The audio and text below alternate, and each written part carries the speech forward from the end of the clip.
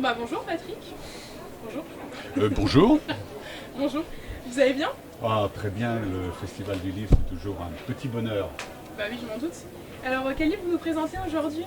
Alors, c'est mon dernier livre, Les Nouveaux Fragments de Nice, qui sont là, en quelque sorte la deuxième partie des Fragments de Nice que j'avais écrit il y a une dizaine d'années et qui est constitué d'anecdotes, d'événements qui me sont arrivés dans la ville de Nice, dans ma vie professionnelle, dans ma vie politique, dans ma vie personnelle et qui font l'objet de fragments justement, de récits courts sur un événement ou un autre. Alors ça peut aller de l'intime, très intime, à des choses qui concernent l'avenir du monde, des choses plus importantes. D'accord, d'accord, d'accord. Et pourquoi est-ce que c'est important pour vous aujourd'hui de venir ici rencontrer les lecteurs? Parce que quand on écrit, c'est pour être lu, et puis le dialogue avec le lecteur, c'est fondamental. Et dans un salon du livre, on peut demander aux lecteurs, qui sont généralement des passionnés, de vous faire dans la semaine ou les 15 jours qui suivent un retour sur votre livre. Et ça, c'est super. Ça vous est déjà arrivé du coup? Ça arrive, oui, constamment. Et c'est ça qu'on écrit pour être lu et avoir des retours. Il faut que le livre soit, en plus de quelque chose d'unilatéral, que ce soit aussi un dialogue avec le lecteur. Justement, qu'est-ce qui vous inspire au quotidien pour votre livre?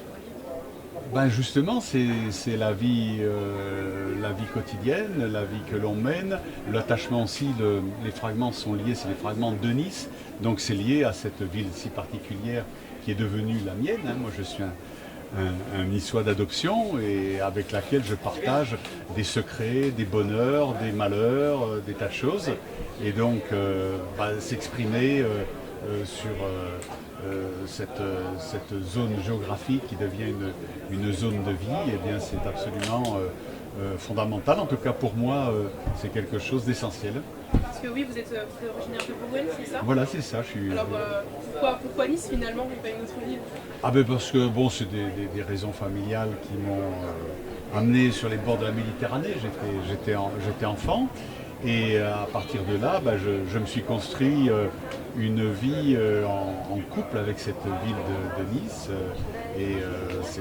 J'essaye modestement, par mes écrits, de restituer à la fois, je le dis encore une fois, les bonheurs, mais aussi les périodes difficiles que j'ai pu rencontrer dans cette ville, que ce soit, je le dis, sur le plan personnel, affectif, mais sur le plan politique, puisque j'ai quand même mené quelques combats et je poursuis actuellement à la municipalité avec ma délégation pour le théâtre et le cinéma.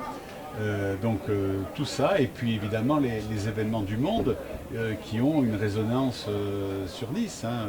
J'en veux pour preuve que le parrain du festival du livre de Nice de l'an dernier, eh bien malheureusement il est en prison en Algérie. Donc il y a toujours une rétroaction entre le local et l'universel. Bien sûr, bien sûr. Et enfin, dernière question, est-ce que vous avez une méthode de travail particulière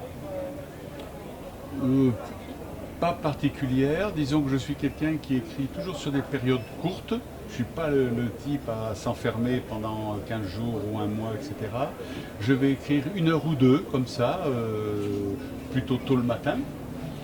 Mais il n'y a pas de règle absolue, je n'ai pas une hygiène d'écriture, c'est un petit peu des moments comme ça que je retire à la vie de tous les jours et où j'écris. Et vous l'avez écrit en combien de temps celui-là? Relativement rapidement, à partir du moment où j'avais identifié les fragments, on va dire en 3-4 mois, mais le repérage était fait en quelque sorte. D'accord, je vois. Écoutez, merci beaucoup. Merci et vive l'école de journalisme. Évidemment.